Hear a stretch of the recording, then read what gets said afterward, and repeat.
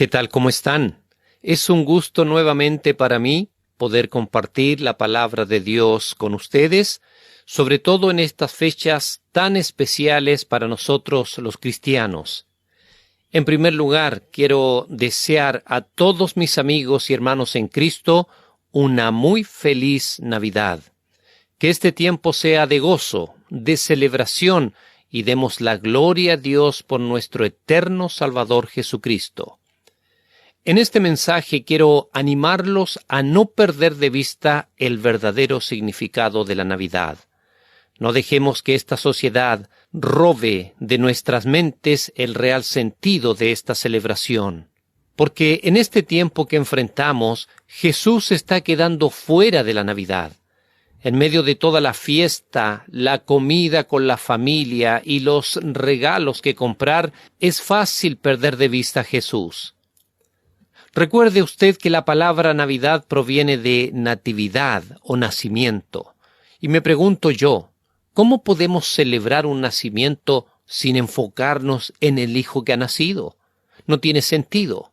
Es como celebrar el cumpleaños de alguien que no está presente. No sirve de nada. Si cada año en esta fecha ocurre lo mismo en todas partes del mundo y en nosotros también, entonces ya no debiéramos llamar esta celebración Navidad. Simplemente debiéramos llamarla la fiesta de los regalos o algo así, porque carece de lo más importante. El elemento principal de toda la conmemoración es Jesús que ha nacido. Muchas personas en sus hogares tienen una Navidad vacía. Es como cuando en esta fecha visitamos los grandes centros comerciales, los malls, o cuando caminamos por las avenidas principales de la ciudad. Nos gusta observar las luces y la decoración, un gigante árbol de Navidad. Pero, ¿qué es lo que hay en el piso, ahí junto a esos árboles?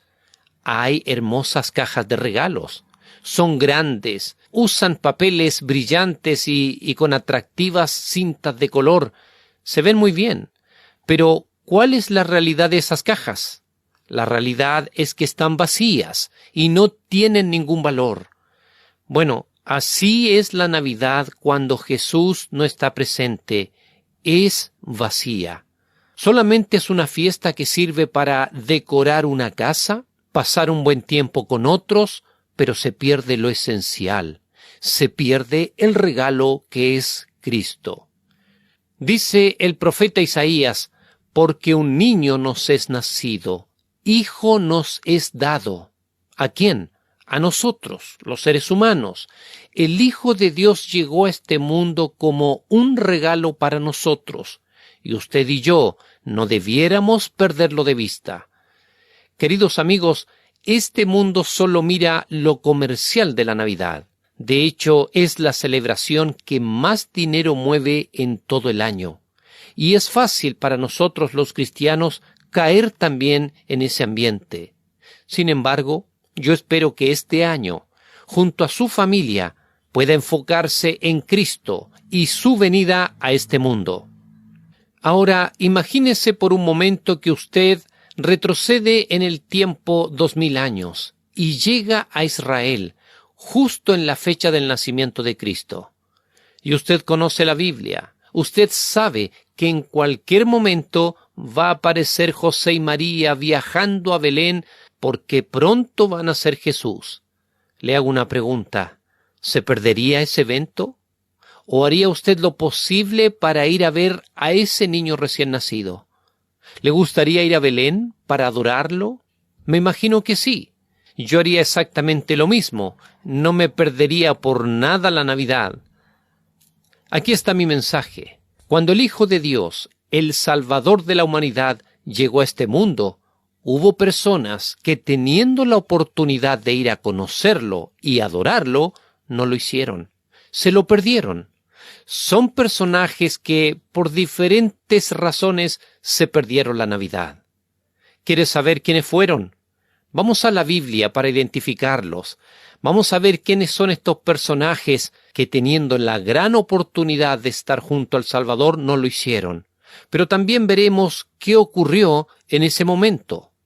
El primero de ellos fue el recepcionista del aposento. En el Evangelio de Lucas, capítulo 2, encontramos el momento en que José y María viajaron desde Nazaret a Belén.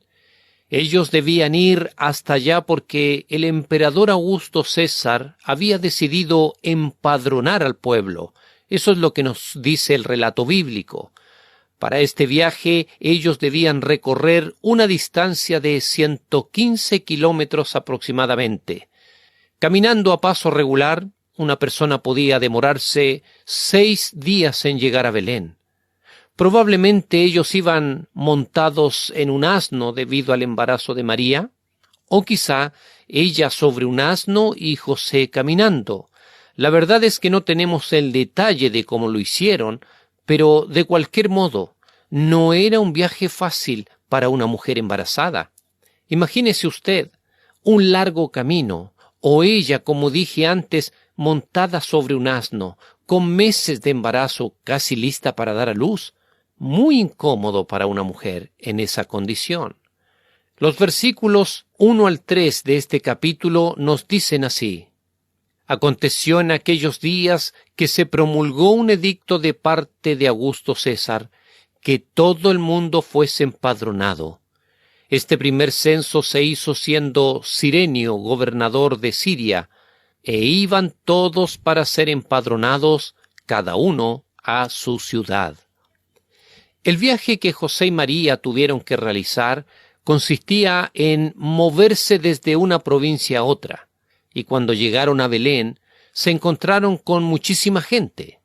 Todos los que originalmente eran de esa ciudad y que por motivos del censo tuvieron que hacer lo mismo, estaban ahí.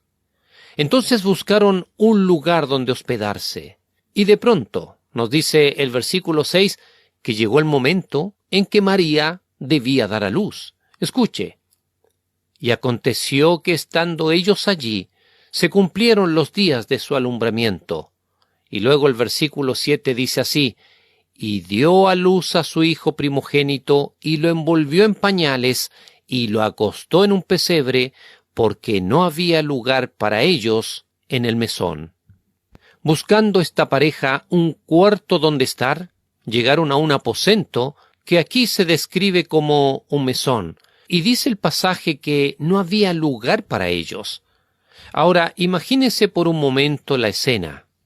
Una joven pareja, cansada de un largo viaje, ella con 9 meses de embarazo y además viajando sobre un burro, lista para dar a luz, y llegan a una posada donde el recepcionista los mira y les dice lo siguiente: lo siento, jóvenes, esto está lleno. Llegaron muy tarde. Simplemente ya no quedan cuartos disponibles. Nosotros no sabemos exactamente quién era ese hombre, quién era ese recepcionista que los atendió. Lo más probable es que haya sido el mismo dueño de la posada. El tema es que no hizo ningún esfuerzo para ayudarlos.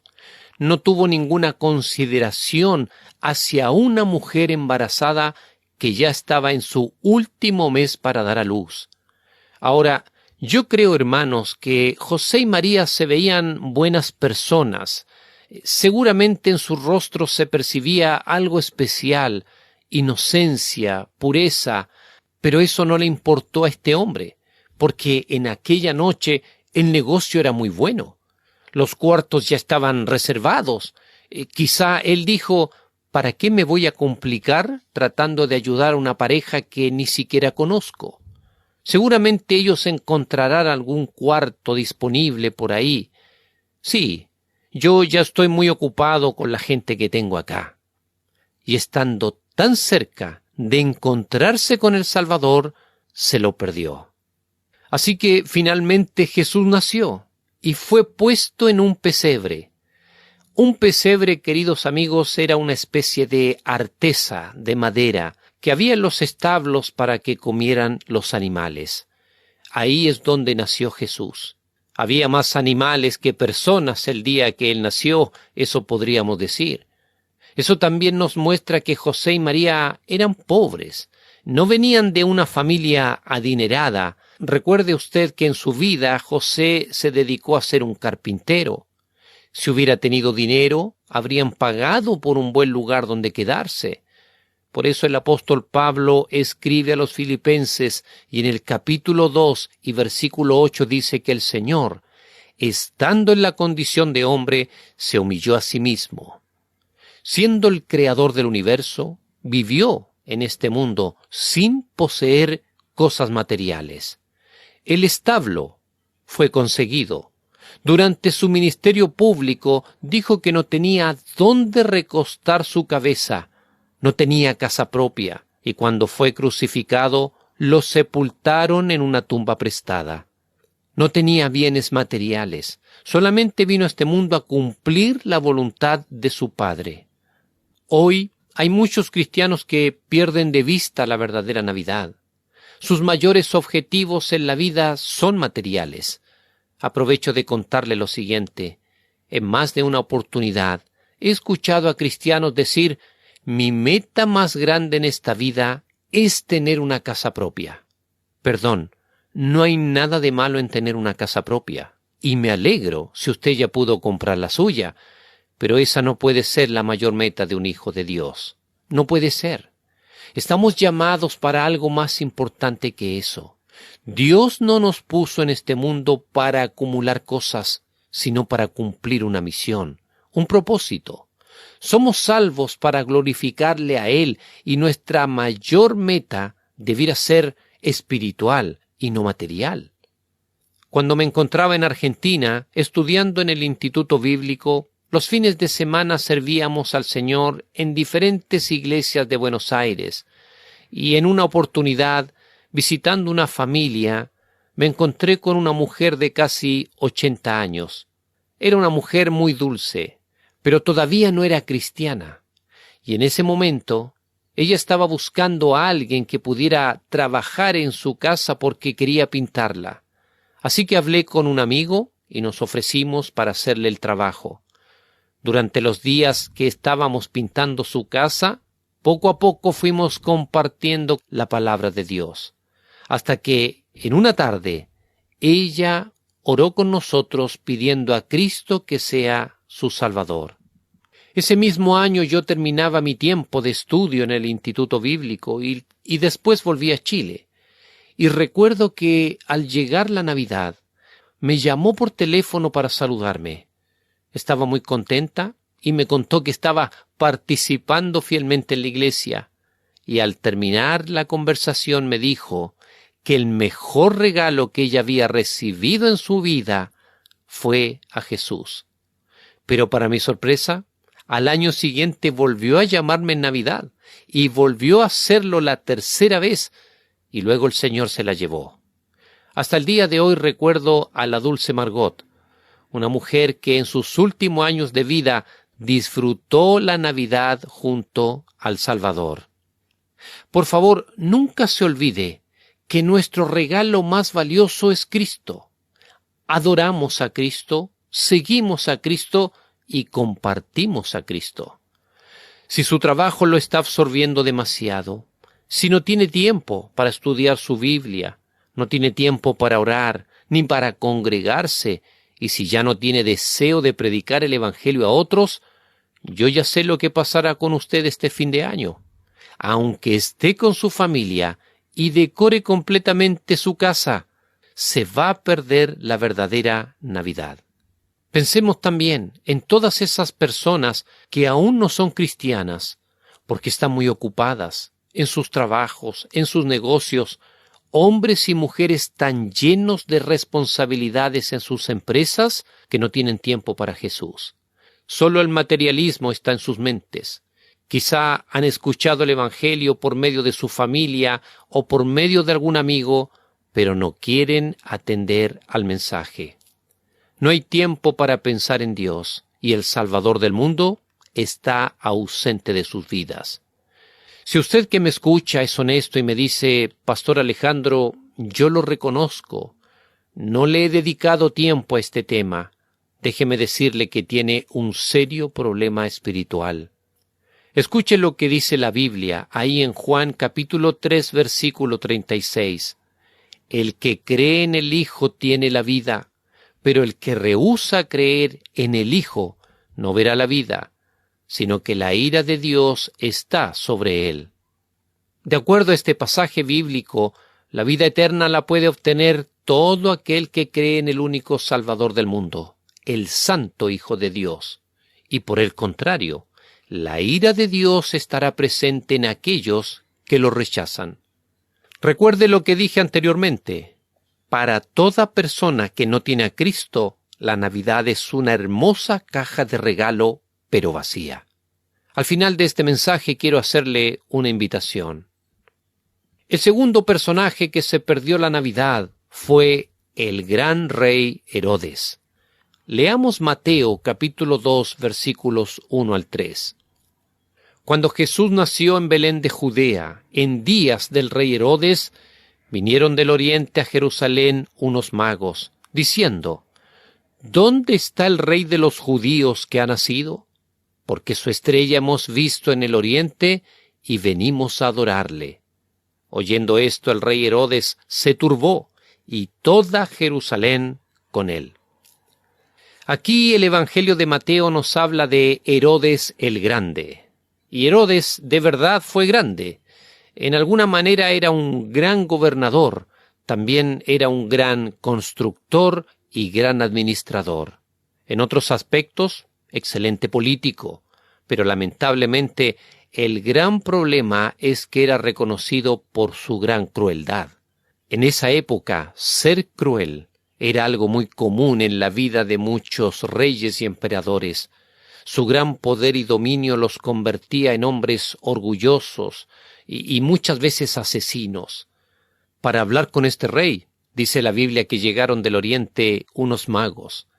La palabra magos que usa aquí Mateo proviene del griego antiguo y era el término magoi, que se usaba para referirse a todos aquellos que se interesaban en la astronomía y otras materias.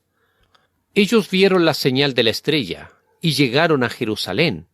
A través de los años, muchas personas han creído que estos hombres también eran reyes, algo que no nos dice la Biblia exactamente, aunque algunos piensan que esta creencia pudo haberse originado a principios del segundo siglo, cuando los religiosos de la época interpretaban porciones del Antiguo Testamento, diciendo que los reyes vendrían a adorar al Mesías. Por ejemplo, el Salmo 68, versículo 29 dice: «Por razón de tu templo en Jerusalén, los reyes te ofrecerán dones». Y luego el versículo 31 dice: «Vendrán príncipes de Egipto, Etiopía se apresurará a extender sus manos hacia Dios». Estos son algunos pasajes que usaban para respaldar esa creencia que hasta el día de hoy mantienen muchos, pero no son un argumento fuerte realmente para aceptarlos, ya que el problema es la interpretación incorrecta de ellos. El asunto es que estos magos llegaron desde muy lejos para hablar con Herodes, y cuando le preguntaron por el rey de los judíos que había nacido, éste se turbó, se inquietó, y dice el pasaje que toda la ciudad de Jerusalén sintió lo mismo. Ahora, piensen esto. Es muy probable que Herodes haya escuchado de las profecías mesiánicas. Probablemente tenía algún tipo de conocimiento y por eso reaccionó de esa manera. Él era el rey. Además, si lo pensamos bien, la noticia era un poco extraña. ¿Cómo es posible que un niño nació rey? ¿No se supone que primero debía ser príncipe? Así que Herodes se inquieta frente a la noticia y piensa, momento, ¿cómo que nació otro rey? Eso no es posible. Aquí yo soy el que está reinando. Aquí mando yo. No permitiré que nadie tome mi lugar y no voy a compartir mi gloria con ningún Mesías. Mis queridos amigos, esos magos que llegaron delante de Herodes le estaban dando noticias de gran gozo, pero él se espantó. Si en algún momento escuchó del Mesías que vendría, cerró su corazón y lo rechazó. Por eso en el versículo 8 les dice lo siguiente: «Id allá y averiguad con diligencia acerca del niño, y cuando le halléis, hacédmelo saber, para que yo también vaya y le adore». Él también tuvo la oportunidad de encontrarse con Jesús y adorarle, pero en lugar de eso, lo rechazó. Queridos amigos, Herodes se perdió la Navidad. Y si seguimos leyendo el relato bíblico, encontramos que además de eso, por la maldad que había en su corazón, mandó a matar a todos los niños menores de 2 años. Definitivamente para Herodes no había lugar para otro rey, ya sea de este mundo o que haya venido del cielo. Queridos hermanos, Herodes simplemente representa el corazón pecador de la humanidad. ¿Se da cuenta usted de lo que está pasando a nuestro alrededor? Los hombres reinan sobre sus propias vidas, ignorando a Dios. Esa es la razón por la que este mundo se encuentra en una ruina espiritual, psicológica y emocional. Cristo, el Rey, ha sido rechazado en los gobiernos, en las instituciones y en los hogares. Lo que destruye una sociedad no es la falta de educación ni la falta de recursos, sino la falta de Dios. De manera soberbia la humanidad se aleja de Él. El ser humano quiere ser dueño y señor de sí mismo. ¿Sabe por qué? Claramente es porque ama su pecado. Cuando el ego reina en el corazón del hombre, entonces todo tipo de placeres está permitido. No se le pone límites al pecado. Hay libertad total para echar a andar la imaginación y dejarse llevar por los impulsos carnales. Las conciencias de los mismos gobernantes están corrompidas. Dictan leyes aceptando todo tipo de pecado con la excusa de la tolerancia y la diversidad. Hay que dejar que la gente decida cómo debe vivir, dicen ellos, porque no existe una autoridad absoluta que nos gobierne como sociedad. Somos libres de actuar de acuerdo a lo que nosotros creemos correcto. Y cuando ya han vivido y experimentado todo tipo de cosas maltratando sus cuerpos con el pecado, les toca enfrentar las consecuencias. Muchos han arruinado su salud, otros destruyeron sus familias y otros ya no tienen futuro. Esa es la realidad de un mundo que rechaza el reinado de Cristo. ¡Qué triste verdad! En cuanto a nosotros los cristianos, hermanos, nosotros luchamos contra una naturaleza humana y pecaminosa que aún mantenemos. La gran diferencia es que tenemos la presencia del mismo Espíritu Santo habitando en nosotros. Nuestro yo quiere gobernar, pero nuestro desafío, al depender del poder de Dios, es dejar que Cristo reine en nuestras vidas. Esto no es algo fácil. Un creyente inmaduro no puede hacerlo, porque de eso se trata, de madurez espiritual. Queridos hermanos, todo creyente que rechaza el reinado de Cristo se pierde la Navidad. Dejemos que Él gobierne nuestras vidas, dejemos que Él hable por medio de su palabra y nosotros estemos en silencio. Como buenos súbditos, como buenos siervos del Rey, simplemente obedezcamos. La Biblia dice en Apocalipsis 19:16, y en su vestidura y en su muslo tiene escrito este nombre, Rey de Reyes y Señor de Señores. Ese es Jesús. Pregunta, ¿quieres celebrar correctamente la Navidad este año? Entonces dígale a Cristo, tú eres mi Rey, tú gobiernas mi vida, tú decides sobre mí. Y no permita que la mentira del enemigo llegue a su mente diciéndole que es imposible, que usted no puede cambiar, que todo está perdido. Eso es falso. Cristo pagó por nuestra libertad en la cruz. Él nos limpió con su sangre y hoy somos nueva criatura. Así que abrace esa verdad y deseche el engaño. Pero sigamos avanzando en nuestro estudio. Ya vimos que el recepcionista del aposento se perdió la Navidad. También vimos que Herodes se perdió la Navidad. Y ahora en este tercer punto veremos que un grupo de religiosos se perdió la Navidad. ¿Quiénes eran ellos? Leamos Mateo capítulo 2, versículos 4 al 6. Y convocados todos los principales sacerdotes y los escribas del pueblo, les preguntó dónde había de nacer el Cristo. Ellos le dijeron, en Belén de Judea, porque así está escrito por el profeta: «Y tú, Belén de la tierra de Judá, no eres la más pequeña entre los príncipes de Judá, porque de ti saldrá un guiador que apacentará a mi pueblo Israel». Este grupo de hombres eran los religiosos de la época. Recuerde usted que Herodes ya sabe que vinieron unos magos a ver al Mesías que había nacido. No le gustó escuchar aquello, y ahora quiere saber en qué lugar nació. Y dice el versículo 4 que manda a buscar a los principales sacerdotes y escribas del pueblo. En otras palabras, mandó a buscar a los que sabían, a los que tenían conocimiento de todas las profecías acerca de Cristo. Estos son los que fueron al Instituto Bíblico, los que estudiaron síntesis del Antiguo Testamento, los maestros del pueblo. Y ellos le dicen a Herodes exactamente el lugar y la porción bíblica que lo declara. Ahora, la profecía que ellos mencionaron aparece en Malaquías capítulo 5 versículo 2, una profecía de 700 años de antigüedad.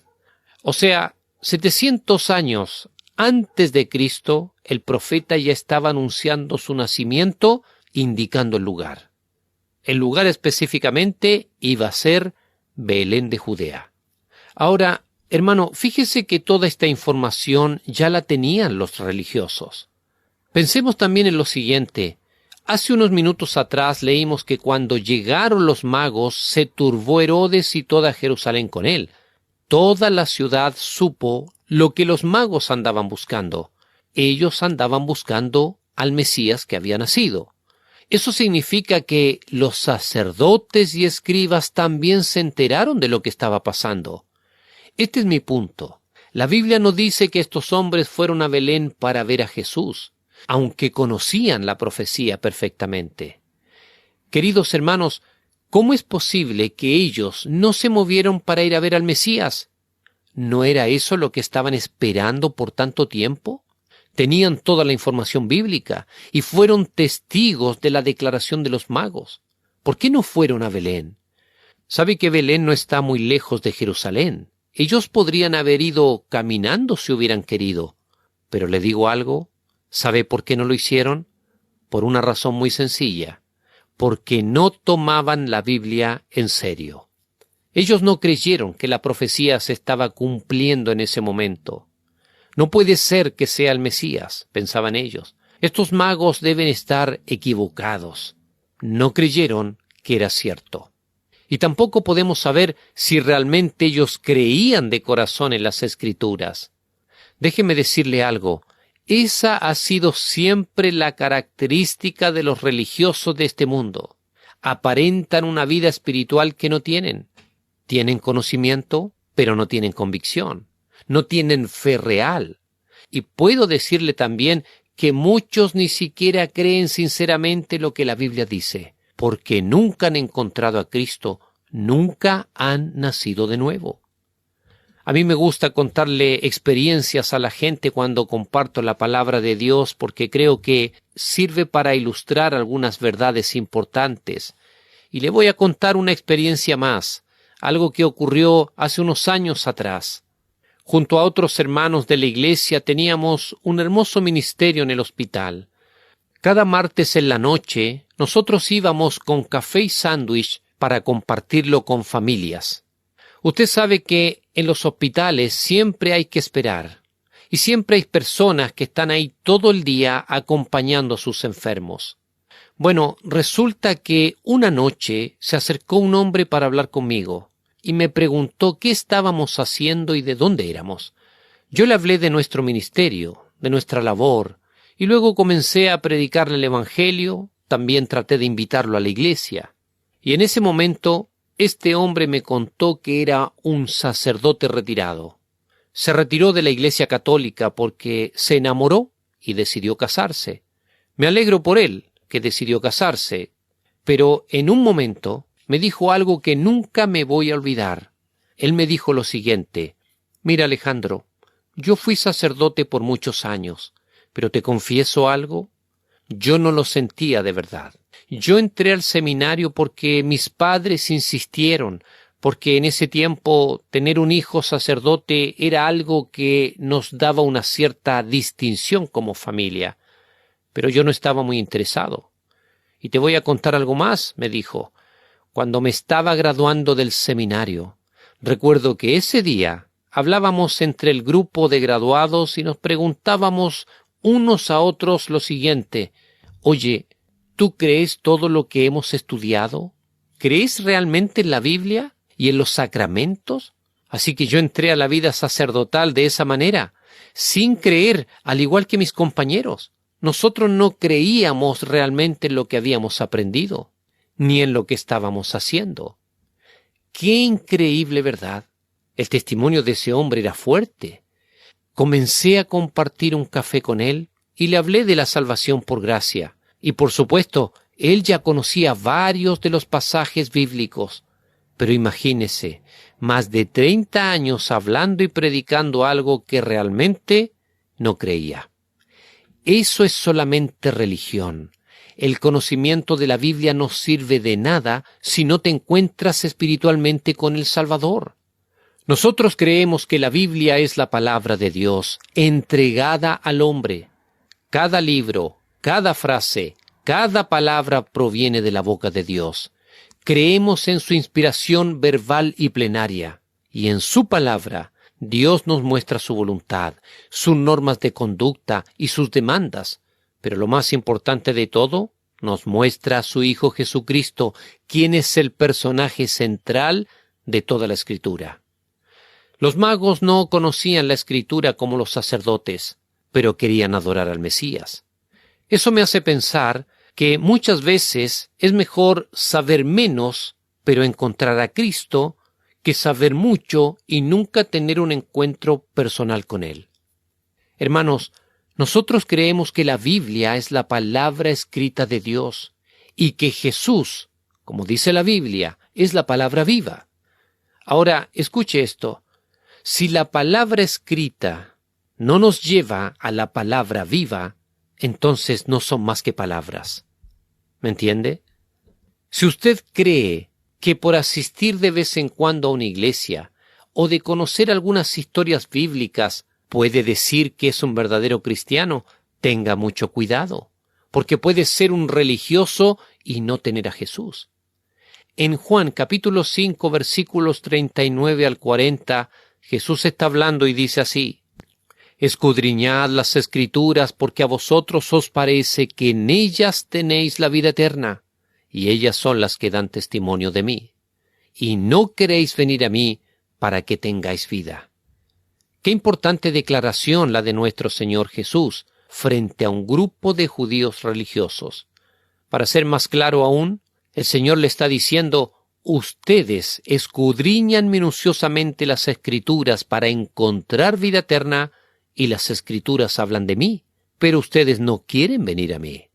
Así viven muchos hoy en día. ¿Para qué quieren estudiar tanto la Biblia si no quieren ir a Cristo para tener vida? Creo, mis queridos amigos, que ya entendieron el mensaje de hoy. Termino con lo siguiente. Si en esta fecha usted va a tener una fiesta familiar, pero no quiere que se hable de Jesús, no hay problema. Disfrútela, pero no diga que está celebrando la Navidad, porque la Navidad es Jesús. Él es la razón de la celebración. ¿Es usted una persona llena de compromisos en su trabajo? ¿Reconoce que no ha tenido tiempo para pensar en su salvación? Hoy, Jesús quiere venir a su vida y salvarle. ¿Es usted un Herodes que gobierna su propia vida y se ha olvidado de Dios? Hoy, Jesús quiere venir a salvarle. ¿Es usted un religioso? Conoce la Biblia, pero no sabe cómo ser salvo. Hoy, Jesús quiere ser su Salvador. Si desea recibir a Cristo en su corazón, le invito a que ore conmigo, ahí donde se encuentra. Dígale así al Señor: Señor Jesús, en esta hora vengo a ti, reconociendo mi necesidad. Soy una persona pecadora que necesita tu perdón. Creo que eres el Hijo de Dios que vino a este mundo para darnos vida eterna. Te pido que me perdones y me salves en esta hora. yo te recibo como mi Salvador personal. Amén.